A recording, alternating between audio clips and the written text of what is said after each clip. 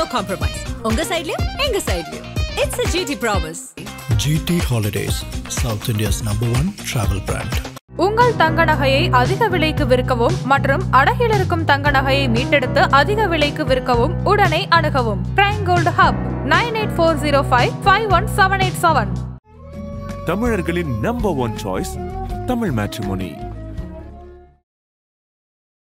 September 27 சம்பவம் நடந்தது. October 27 அந்த குடும்பத்தினர், இறந்து போன குடும்பத்தினர் அழைத்து வந்து ஆறுதல் சொல்றாரு திரு விஜய் அவர்கள். ஏன் யார் தடுத்தது இப்ப கரூர் போறதுக்கு? நம்ம ஒரு சத்திரத்தை ரெடி பண்ணுவோம். அந்த சத்திரத்துல கூப்பிட்டு உட்காந்து பேசுவோம். அவங்கள வர வைப்போம் தான் பண்ணது. கரூர்ல இருக்க சத்திரத்தை பிளான் பண்றாங்க. மேக்ஸிமம் குடும்பம் அங்கதான் இருக்குன்றது. கரூர்ல பேசும்போது போய் காலையில போயிட்டு அட்வான்ஸ் கொடுக்குறாங்க. மாலையில அந்த சத்திரத்துல இருக்கிறவங்களே வந்து ரிட்டர்ன் பண்றாங்க. அப்ப எடுத்துக்காதீங்க, இந்த ஈவெண்ட் நாங்க பண்ண மாட்டோம்னு சொல்லி கொடுக்குறாங்க. என்னன்னு கேட்டா புரிஞ்சுக்கோங்க சார் அப்படின்ட்டு போறேன். நான் பேசும்போதே சொல்லிட்டாரு, எல்லா மாவட்டத்திலையும் நடந்துச்சு, கரூர்ல மட்டும் ஏன் இப்படி நடந்துச்சுன்னு இது வரைக்கும் தெரியலன்றார். சிபிஐ என்கொயரியில வந்துடும் சார் எல்லாமே. நான் கேட்கறேன், அங்க இருக்கிற மக்கள்கிட்ட நாங்க பேசணும் சார். இறந்தவங்க வீட்டுல எல்லாம் கரெக்டா இருந்துச்சு தம்பி, எந்த பிரச்சனையும் இல்லை தம்பி. கூட்டம் தான், நான் இல்லைன்னு சொல்ல மாட்டேன், கூட்டம் இருந்துச்சு. கரண்ட் கட்டாச்சு தம்பி. கரண்ட் கட்டான உடனே ஒரு ஆம்புலன்ஸ் வர ஆரம்பிச்சாங்க தம்பி. அந்த ஆம்புலன்ஸ் எப்போ உள்ள வர ஆரம்பிச்சதோ அதுல இருந்தா தம்பி எங்களுக்கு பெரும் பிரச்சனை. நித்யானந்தன் செயற்குழுவிலே சொல்றாரு, ஆனா ஒரு பிரச்சனையும் இல்லை சார், எங்களுக்கு கட்சியை பொறுத்தவரை மக்களை பொறுத்த மட்டும் எங்களுக்கு இஷ்யூஸ் இல்லை, ஆனா உங்களை கூட்டிட்டு போயிட்டு கூட்டு வரதான் பெரும் பிரச்சனையா இருக்குன்றாரு.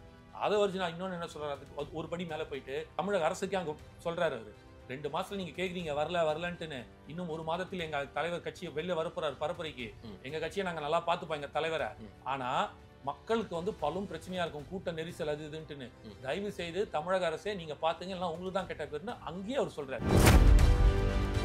கரூர்ல நேரம் ஆயிட்டே இருக்குது. நேரம் ஆக அவங்களுக்கு தண்ணியோ சாப்பாடோ எதுவுமே அந்த ஆர்கனைசிங்கே கிடையாது. சுத்தமா 10,000 கணக்கு வச்சு 12,000 வாட்டர் பாட்டில் ரெடி பண்ணி கொடுத்துருக்காங்க. போதல பிஸ்கெட் பாக்கெட் எப்பவுமே கொடுக்குறாங்க, கொடுக்கலாம். நீங்க என்ன இயற்கை உபாதைகள் பண்ண முடியாத ஒரு சூழ்நிலை. ஏன்னா அது ரோடு நம்ம கையில கிடையாது, கண்ட்ரோல்ல ஒரு கணக்கு இருக்கும். அந்த கணக்கை தாண்டி போகும்போது யார் கையிலுமே நம்ம கையிலுமே கிடையாது. விஜய் நான் மட்டும்தான் வந்தாரு, மற்றபடி 2ஆம் கட்ட தலைவர்கள் எல்லாரும் போனும் சுவிட்ச் ஆஃப். கரூர்ல தான் எல்லா போனும் சுவிட்ச் ஆஃப். கரூர்ல நான் திரு ஆதவர்ஜுனாவை அங்க பார்க்கல. திரு கரூர்ல கரூருக்குள்ள நடந்த சம்பவம் இல்ல, கரூர் பார்டர்ல இருந்தாங்க. கவர்மெண்ட் ஹாஸ்பிடல்ல இருந்திருக்கணுமே சார். கவர்மெண்ட் ஹாஸ்பிடல் செந்தில் பாலாஜியும் அன்பில் மகேஷும் அங்க இருக்காங்கல்ல, நீங்க எங்க போனீங்க? கவர்மெண்ட்ல மாவட்ட செயலாளர் இருந்தாங்க. It was taken a protocol. எந்த மாவட்ட செயலாளர் இல்ல, ஜிஹெச்ல தாவேகா மாவட்ட செயலாளர்கள் இருந்தாங்க. இல்ல சார், துண்டு போட்டுட்டாங்கல, அது எல்லாரும் எடுத்தாங்க. ஏன் அடையாளத்தை மறைக்கணும்? மறைக்க வேண்டிய சூழ்நிலை. மக்களுக்கு ஆதரவு போட்டுட்டு இருந்தவங்க காவல்துறையால் தாக்கப்பட்டாங்க சார். பயமா சார்? காவல்துறை சொல்லிருக்கு சார். இல்ல சார், பிரச்சனையே ஃபேஸ் பண்ண முடியலையா? டிஎஸ்பி சொன்ன ஒரு வார்த்தை, பிரச்சனையே ஃபேஸ் பண்ண முடியலையா? ஒரே ஒரு நிமிஷம் கேளுங்க. டிஎஸ்பி சொன்ன வார்த்தை, சார் இங்க லா அண்ட் ஆர்டர் இஷ்யூ இருக்கு, நீங்க இங்க வராதீங்க, ஏற்கனவே தெரிஞ்சோ தெரியாமலோ நடந்துச்சு, மீறி நடந்தால் விஜய் நான் போறேன்னு சொன்னதுக்கு அப்புறம் சொன்னதுதான், மீறி வேற ஏதாவது பெரிய அசம்பாவிதம் நடந்துச்சுன்னா அது இன்னும் கெட்ட பேர் உண்டாக்கும், அது வேற மாதிரி கொண்டு போகும், தயவு செய்து இந்த இடத்தோட காலி பண்ணுங்க. வீட்டுல இருந்துகிட்டே ஜெயிச்சிடலாம்னு நினைக்கிறாரா விஜய்? அப்ப நீங்க முதல்ல வீட்டை விட்டே வெளில வரலான்னு, நீங்க இப்ப வீட்டுக்கு பரப்புரை பண்ண ஆரம்பிச்சாரு. ஒரு பிரச்சனை நடந்துச்சு, தன் குடும்பத்தில் பார்க்கப்பட்ட நம் குடும்பத்தில் இருந்தா எப்படி இருக்குமோ அதுக்கான அந்த மனநிலையில இருந்தாரு அவரு. இந்த மாதிரி எல்லா விமர்சனமும் வரும், இழிவுபடுத்துவாங்க, வன்மத்தை கொட்டுவாங்க, அந்த குடும்பத்தை தான் நான் பார்க்கணும். எனக்கு கெட்ட பேர் வந்தாலும் பரவாயில்ல, எனக்கு அசிங்கப்பட்டாலும் நான் பரவாயில்ல, ஆனா அந்த குடும்பத்துக்கு நான் நல்லது செய்யணும், அந்த குடும்பத்துக்கு ஆறுதல் தரணும், அந்த குடும்பத்துக்கிட்ட நான் மனதார பேசணும்னு ஒரு குடும்பத்துக்கு 20 நிமிஷம். இன்னைக்கு ஃபுல்லா எல்லாருமே அந்த டிவில போட்டுட்டு இருக்காங்க, எங்கேயுமே பப்ளிசிட்டி தெரியல. இந்த அரசாங்கம் நமக்கு ஒத்துழைக்காதுன்றது உங்களுக்கு தெரியும். எதிர்கட்சிகளுக்கு போதுமான ஸ்பேஸ் கொடுக்க மாட்டேன்றாங்கன்றது எல்லா எதிர்கட்சிகளும் புலம்புறாங்க. உங்களுக்கு கூடுதலாவே நெருடல்கள் நிறைய இருக்குது, ஆமாவா இல்லையா? சிக்கல்கள் கொடுக்குறாங்க, குடைச்சல்கள் கொடுக்குறாங்க.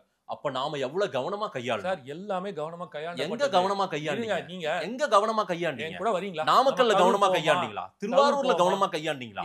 சார் 1-2 மயக்கம் விழுந்தது, அதெல்லாம் பாத்துக்கிறதுக்கு பின்னாடி டிகே பிரபுன்னு ஒருத்தர், அவர் தான் வந்து மாநில மருத்துவர் அணி தொடர்ந்து சார் எங்க டிகே பிரபு என்னுடைய நண்பர் சார், எனக்கு நல்லா தெரியும். நான் சொல்றேன் கேளுங்க, அவர் வயர்லெஸ் வச்சு ஒரு பெரிய டீமோட பையன், ஆனா அங்க யாருமே அதுக்கு பிறகு காணோம். கரூர்ல இந்த இன்சிடென்ட்க்கு பிறகு என் நண்பர் டிகே பிரபு எங்க போனார்? சிவகங்கை மாவட்ட செயலாளர். ரொம்ப சிம்பிள் சார், ஒரே விஷயம். விஜய் நான் பேசும்போதே சொல்லிட்டாரு, எல்லா மாவட்டத்திலையும் நடந்துச்சு, கரூர்ல மட்டும் ஏன் இப்படி நடந்துச்சுன்னு இது வரைக்கும் தெரியலன்றார். சிபிஐ என்கொயரியில வந்துடும் சார் எல்லாமே. நான் கேட்கறேன், அங்க இருக்கிற மக்கள்கிட்ட நாங்க பேசணும் சார். இறந்தவங்க வீட்டுல எல்லாம் கரெக்டா இருந்துச்சு தம்பி, எந்த பிரச்சனையும் இல்லை தம்பி. கூட்டம் தான், நான் இல்லைன்னு சொல்ல மாட்டேன், கூட்டம் இருந்துச்சு. கரண்ட் கட்டாச்சு தம்பி. கரண்ட் கட்டான உடனே ஒரு ஆம்புலன்ஸ் வர ஆரம்பிச்சாங்க தம்பி. அந்த ஆம்புலன்ஸ் எப்போ உள்ள வர ஆரம்பிச்சதோ அதுல இருந்தா தம்பி எங்களுக்கு பெரும் பிரச்சனை. சார் ஆம்புலன்ஸே அங்க 13 ஆம்புலன்ஸ் டிவிகே சார்ந்து இருந்தது. அவங்க சார்ந்து இருந்துச்சு. திரு பிரபு கேட்டா சொல்வார். பிரபு உங்களுக்கே தெரிஞ்சிருக்கு. 13 ஆம்புலன்ஸ். நீங்க என்ன பண்ணீங்கன்னு கேட்டீங்க. வந்ததே அது TVK ambulance. Sir TVK ambulance. TVK ambulance பெரிய பெரிய கொடியோட இருந்தது பாத்தீங்கல்ல. அததான் அங்கதான் டவுட்.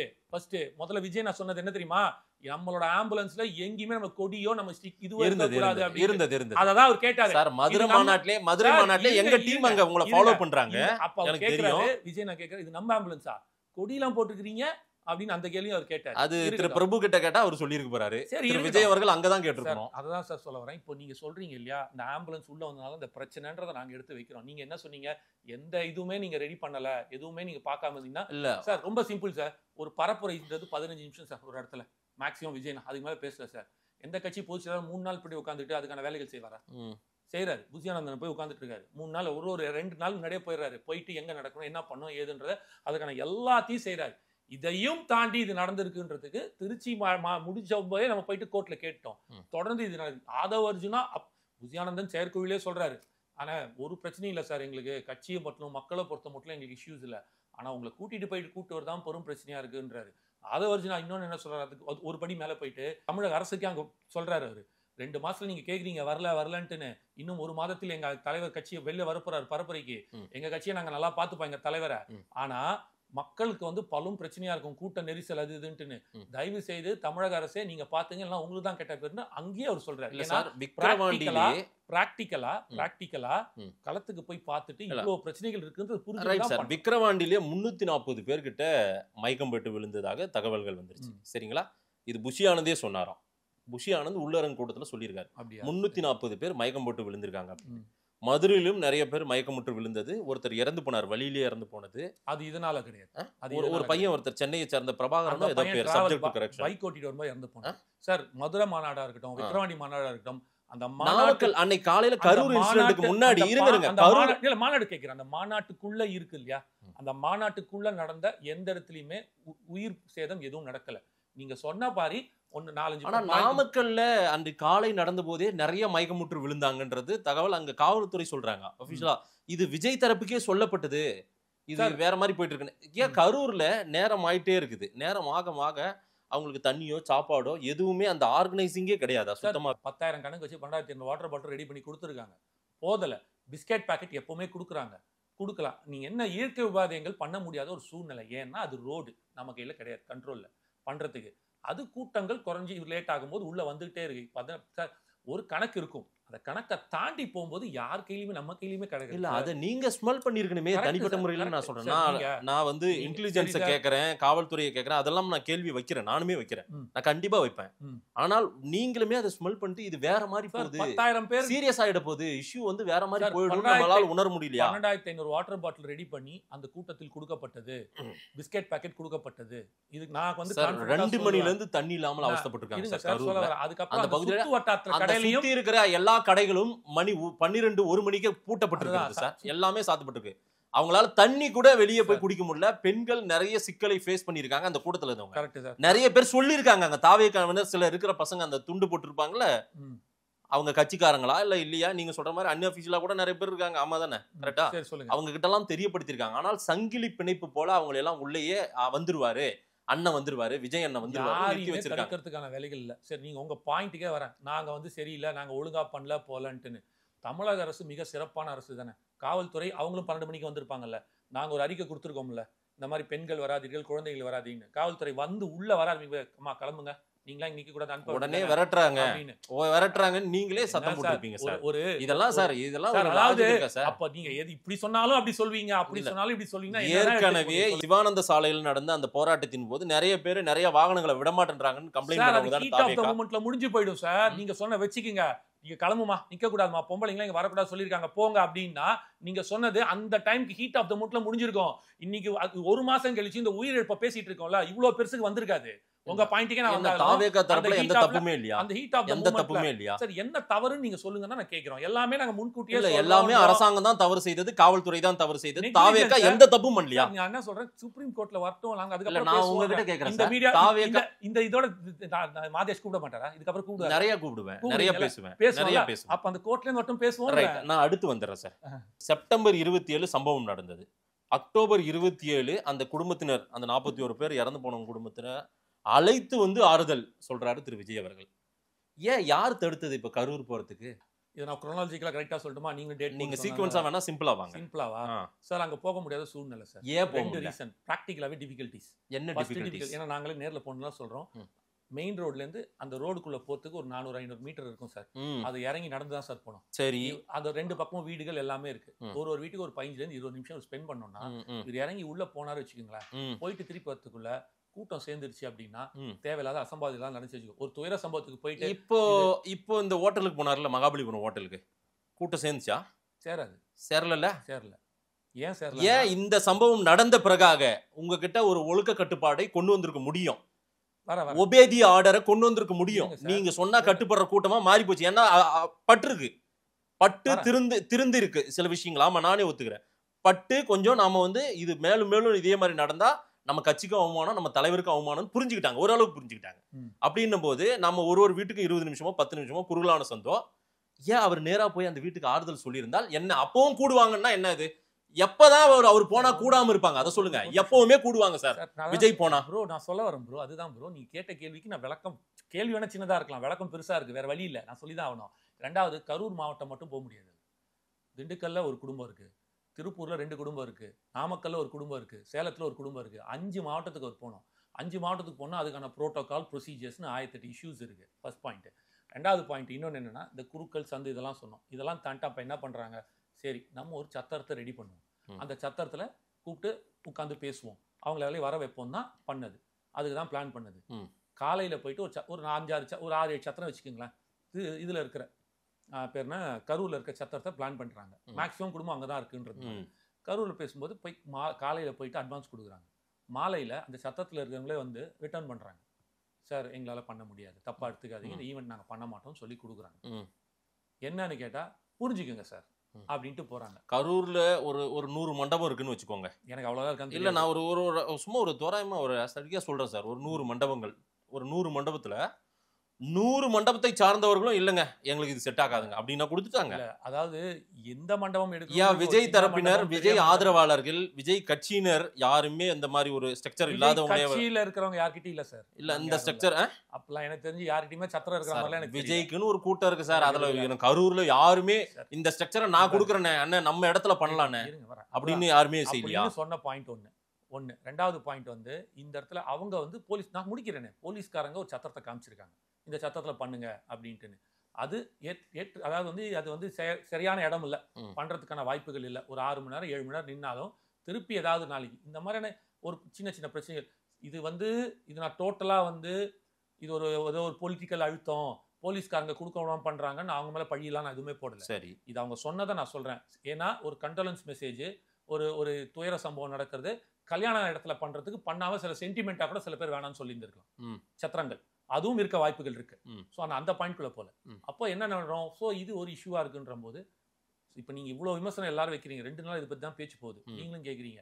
எல்லாரும் அவரை பழையூர் பண்ணையாரு, ஒர்க் ஃப்ரம் ஹோம் இதெல்லாம் சொல்லியும் அவங்கள வர வச்சு அவரை பார்க்கறாரு அப்படின்னா அப்போ உண்மையிலேயே பிராக்டிக்கலாவோ லீகலாவோ ஏதோ சில விஷயங்கள் பிரச்சனை இருக்குன்றது வருது. அனிதா வீட்டுக்கு இரவு நேரத்தில் போய் ஆறுதல் சொல்ல முடிஞ்சது. ஒரு வீடு, இது 40 வீடு 41 வீடு 5 மாவட்டத்தில் இருக்கு. ரைட்டு, அட்லீஸ்ட் ஒரு 10 வீடியாவது ஒவ்வொரு நாளும் இரவு நேரத்தில் அவர் பார்த்து விட்டு ஒட்டுமொத்தமா இந்த வீடுகளை அவர் சந்தித்து விட்டார்ன்ற செய்தியை ஏன் தாவேகா அபிஷியலா கொடுக்க முடியும்? தூத்துக்குடிக்கு 13 பேர் வீட்டுக்கு போயிட்டு வந்தார். நான் அதையும் சொல்றேன். அப்போ ஒரு தங்கை போல் இருக்கும் ஒரு பெண் அனிதா வீட்டுக்கும் தன் சமூகத்தை சார்ந்த, தன் இனத்தை சார்ந்த ஒரு மனிதர்கள் இறந்துட்டாங்க, அப்பாவி மக்கள் இறந்துட்டாங்களேன்ட்டு அந்த 13 பேர் வீட்டு ஸ்லோலின் வீட்டுல இருந்து எல்லார் வீட்டுக்கும் போயிட்டு வரக்கூடிய அளவுக்கு ஒரு மனிதாபிமானம் மிக்க ஒரு மனிதர், தன்னை பார்க்க வந்தவர்கள் இறந்துட்டாங்க, அப்ப அவங்க வீட்டுக்கு போய் பார்க்கணும்ன்ற ஒரு எண்ணம் இருக்காது சார்? அதுதான் சார், இரவு நேர பயணமாவது அதை உருவாக்கி அதை போய் பண்ண முடியாது. அது எப்படி சார் முடியாது? இது என்ன சார்? இது ரொம்ப சிம்பிளா நான் சொல்றேன். காவல்துறைக்கும் உங்களுக்குமான ஒரு கனெக்டிங் இருந்து, ஐயா நாங்க அமைதியா வரோம், இரவு நேரத்துல நானோ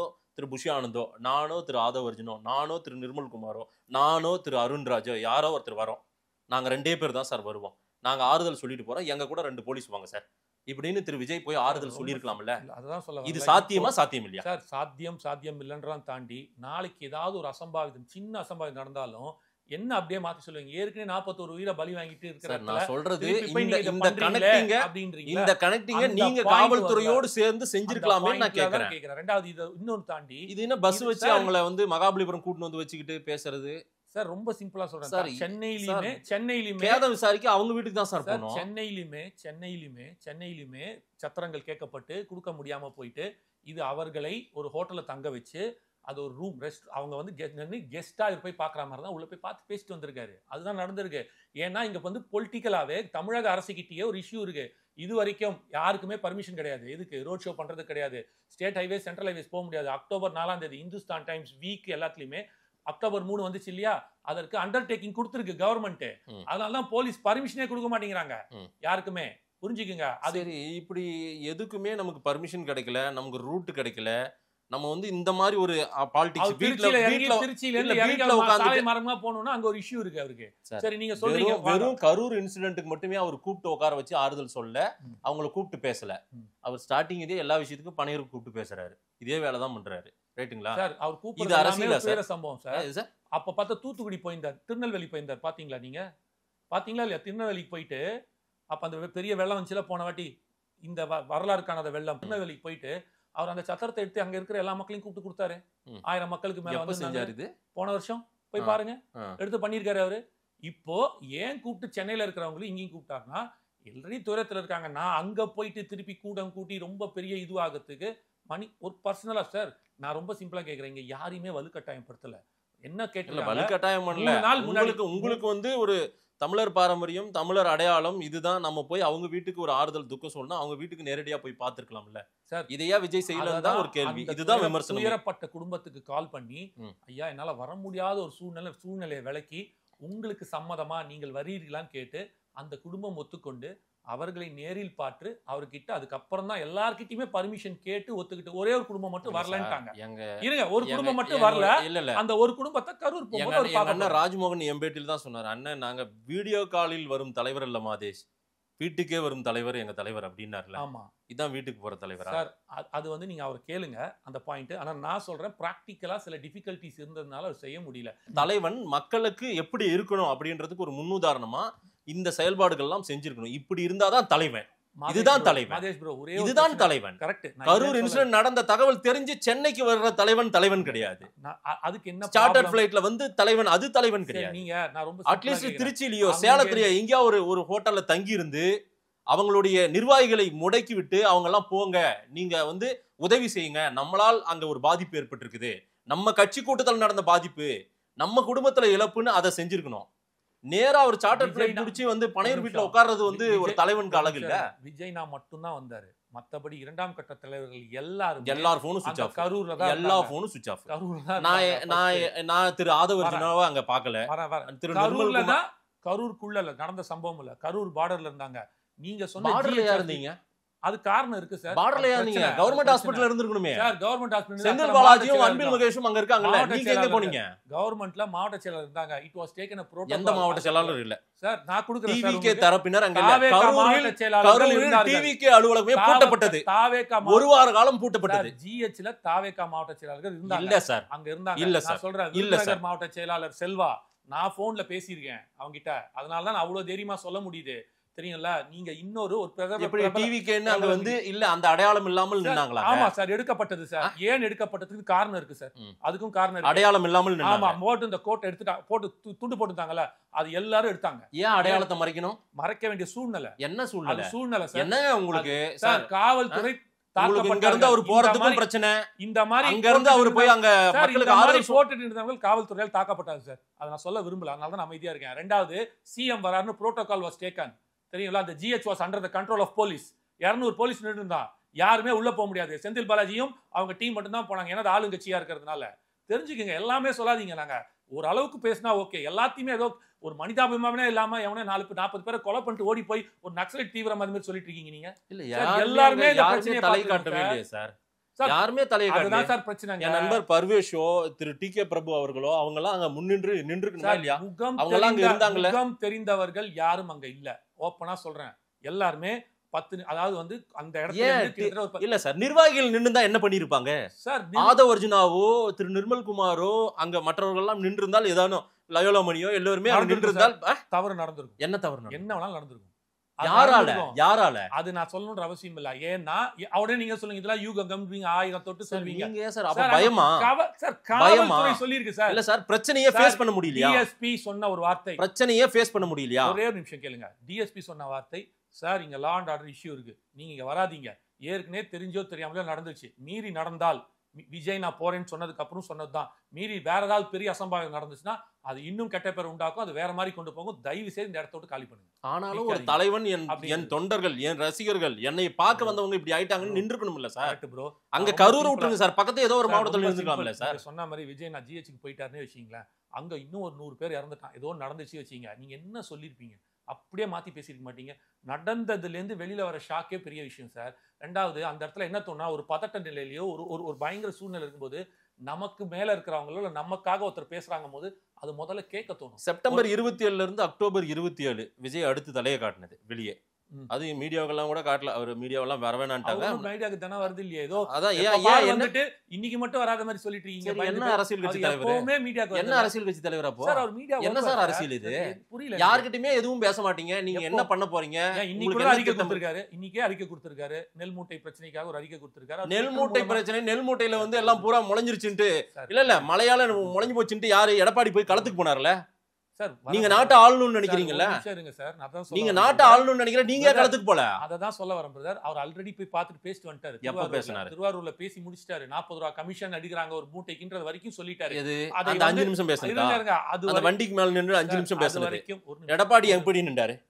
எடப்பாடி வேட்டியை மடிச்சு கட்டி நின்றாரு சார். எடப்பாடி வேட்டியை மடிச்சு கட்டி நின்றாரு சார். ஒரு துக்கம் நடந்திருக்கு. அது வந்து வீட்டுல, அதாவது தன் குடும்பத்தில் நடந்த துக்கமாக பாக்குறாரு. அது 30 நாளுக்குள்ள அவங்கள பார்த்து இப்போ ரொம்ப சிம்பிள். இப்போ என்ன சொல்லியிருப்பீங்க தெரியுமா? நீங்க சொன்ன மாதிரி ஒரு திருவாரூருக்கோ தஞ்சாவூருக்கோ இந்த நெல் மூட்டைகளை பார்க்க போறாருன்னு வச்சுப்போமே, இல்லை அதை பத்தி பேசுறாருன்னு வச்சுக்கோங்களேன். அடுத்து 41 பேர் விழுந்து இருக்கான், அவனை இன்னும் நீ பார்க்கல, அவனை பத்தி எதுவும் பேசல, அதுக்குள்ள இங்க வந்துட்டீங்களா நீங்க அப்படின்ற மாதிரி அப்படியே மாத்தியும் பேசுவாங்க சார். சோ ஊரு என்னவோ பேசு சார். ஒரு தலைவன் கட்சி நடத்துறீங்கல்ல நீங்க அப்படிதானே சொல்லிட்டு இருக்கீங்க. இது என்ன சார்? அப்படி பண்ணல. அவங்க இத பேசுவாங்க, அவங்க இத பேசுவாங்க, இவங்க இத பேசுவாங்க. எங்களுக்கு அங்க ரூட் பிரச்சனை, எங்களுக்கு அங்க காவல்துறை பிரச்சனை, எங்க ஆளுங்கட்சியால பிரச்சனை. சார் பிரச்சனை கொடுப்பாங்க. ஆமா, நீங்க புதுசா கட்சிக்கு வந்திருக்கீங்க, பிரச்சனை கொடுப்பாங்க. அத ஃபேஸ் பண்ண முடியலையா? நான் பாக்குறேன். முடியலையா? நான் சொல்றேன் கேளுங்க ஒரு நிமிஷம். நீங்க சொல்றீங்கல்ல அவர் வீட்ல போய் பார்த்திருக்கணும், அவர் வீட்ல போயிட்டு துயரம் சொல்லியிருக்கணும்ன்றது அது உங்க கருத்தா இருக்கலாம். நான் எப்படி எடுக்கிறேன்னு தெரியுமா? இது செஞ்சாலும் செய்யற அது இந்த மாதிரி ஒரு அரசியல் கட்சி தலைவர்கள் ஒரு நாள் போய் நின்றுட்டு அந்த இடத்துல ஒரு மலர் வளையம் வச்சுட்டு வெளியில வந்து பிரஸ் மீட் கொடுத்துட்டு போற மாதிரியான அரசியல் தலைவரா இல்லையே. அந்த குடும்பத்தை தத்தெடுத்து அந்த வாழ்நாள் முழுக்க அந்த குடும்பத்தை பாத்துக்கிறேன்னு சொல்லிட்டு அந்த குடும்பத்தை தேவையான எல்லாத்தையும் செய்யறேன்னு சொல்ற அந்த தீர்வை கொடுக்குறாரு. எப்போ? ஒரு மாசம் கழிச்சு. எப்போ சார்? ஒரு மாசம் கழிச்சு சார். போறதுக்கான 15 நாள் ட்ரை பண்ணோம், 20 நாள் கிடைக்கல. ஆப்வியஸ்லி இப்ப வேற வழி இல்லாம வர வச்சு பாக்குறாங்க. அதுதான் பண்ண முடியும். சரி இப்ப எப்ப போறாரோ அப்ப பாத்துக்கலாம்னு அவர் விட்டுட்டும் போல அந்த குடும்பத்தை கூப்பிட்டு தன்னால் அது என்னவோ தெரிஞ்சோ தெரியாமலோ நம்மளும் அதுக்கு ஒரு காரணம் அப்படின்ற ஒரு மனசையில இருக்கும்போது அவங்களை கூப்பிட்டு பார்த்து பேசி மன்னிப்பு கேட்கிறாரு. என்னால அங்க வர முடியல. இறங்கி போறவங்க தலைவன். அதுதான் சார். தெருவுல இறங்கி போறவர் தான் தலைவர். என்னால வர முடியல, நான் வரேன், எனக்கு தடங்கள் இருக்கு, பிரச்சனை இருக்குன்னு சொல்றவர் என்ன தலைவர்? அப்புறம் நீங்க என்னத்தை சரி பண்ண போறீங்க சார்? புரோட்டோகால்குள்ள வந்துச்சுன்னா அது வேற. நீங்க எந்த புரோட்டோகாலை மதிச்சீங்க? எந்த டிவிக்கே எந்த புரோட்டோகாலை மதித்தது? போலீசார் சொன்னது எல்லாத்தையும் செஞ்சிருச்சா?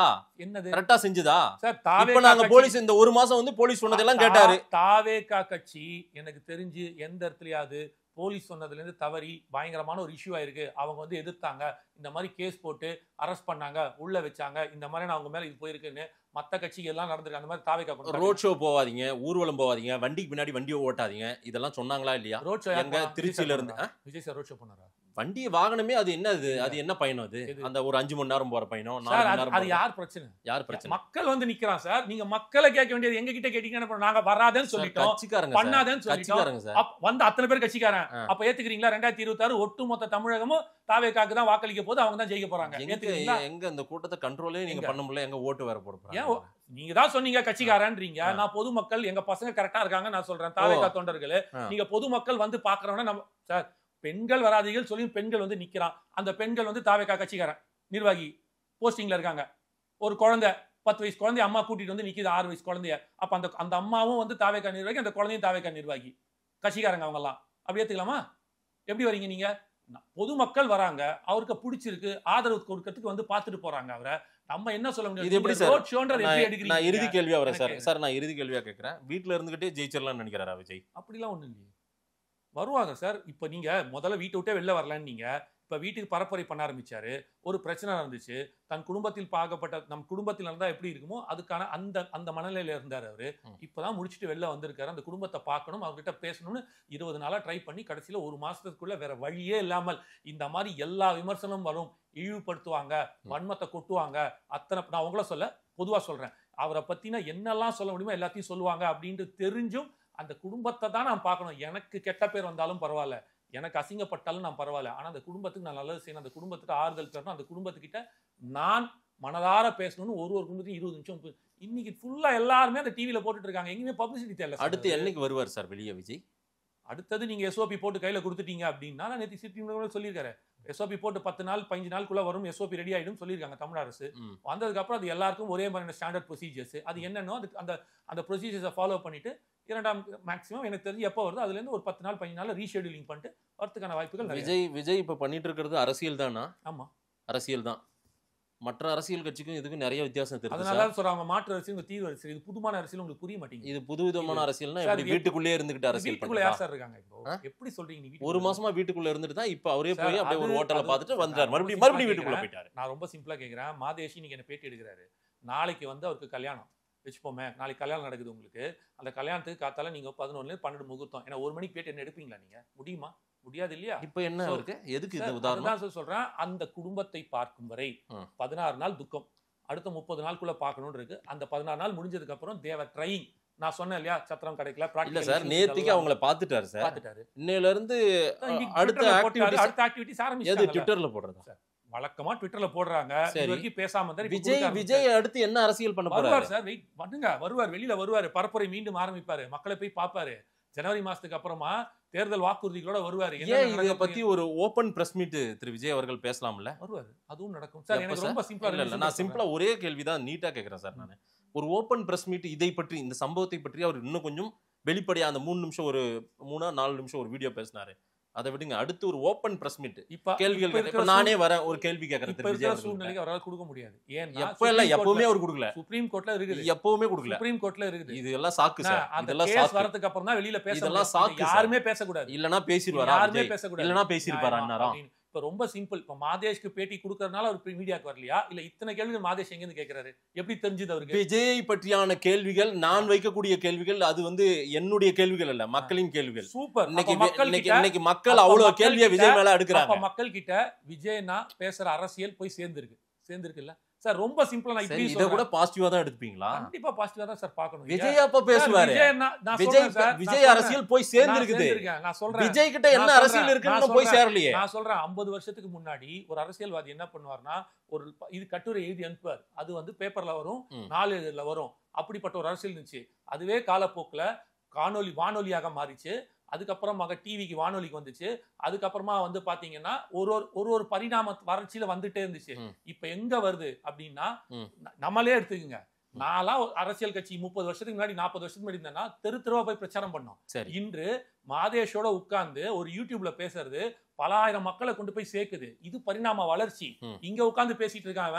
இது இல்ல பாலிடிக்ஸ் சார். ஆனா இது இல்ல பாலிடிக்ஸ். இது முடிச்சிரேன். இதுவெல்லாம் பாலிடிக்ஸ், நவீன பாலிடிக்ஸ். நான் கேக்குறேன், அப்ப அந்த பத்திரிகையாளர்கள் கட்டுரை எழுதி ஆன்லைன் பாலிடிக்ஸ் பண்றாங்க. ஆன்லைன் பாலிடிக்ஸ் இல்ல இது. அப்ப அன்னைக்கு பத்திரிகையில இருந்தவங்க வந்து என்ன பத்திரிகை பாலிடிக்ஸ். இது வந்து ஆன்லைன். இது வந்து பத்திரிகையில் வந்து அன்று செய்த வந்த நாளிதழ்ல வந்து அப்ப நாளிதழ் பாலிடிக்ஸ் பிரச்சாரம் எல்லாம் இனிமேல் அப்படியே இல்ல சார். வீடியோ கான்ஃபரன்சிங்ல பிரச்சாரம் பண்ண போறாரா? அப்படி கிடையாது. நான் சொல்ல வரேன், அது தேவைப்பட்டா அதுவும் பண்ணுவாங்க. யார்? விஜய். அதுவும் நடக்கும். வீடியோ எல்லா விதமான பிரச்சாரங்களும் எடுப்பாங்க சார். இதுவும் ஒரு அணுகுமுறை. இது என்னன்னா, யூடியூப்ல இப்படி பேசுறாங்க, இன்னைக்கு லைவாவே டிபேட், தெருவுல இறங்கி மக்கள் பிரச்சனையை என்னைக்கு பேசுவார் விஜய் சார்? இந்த 5 வாரமா அதானே சார் பண்ணிட்டு இருந்தாரு. எங்க என்ன பண்ணாரு? 5 வாரமா போய் பரப்புரை என்ன பண்ணாரு? ஒரு மாவட்டத்துல இருக்கிற பிரச்சனையை எடுத்து வச்சு, இது இப்படி இருக்கு, இதை ஏன் சீர் செய்யலன்னு கேள்வியை கேட்டுட்டு, நாங்கள் வந்தால் மனசாட்சி. எங்க அந்த 3ல இருந்து 5 நிமிஷம் பேசினது சொல்றீங்களா?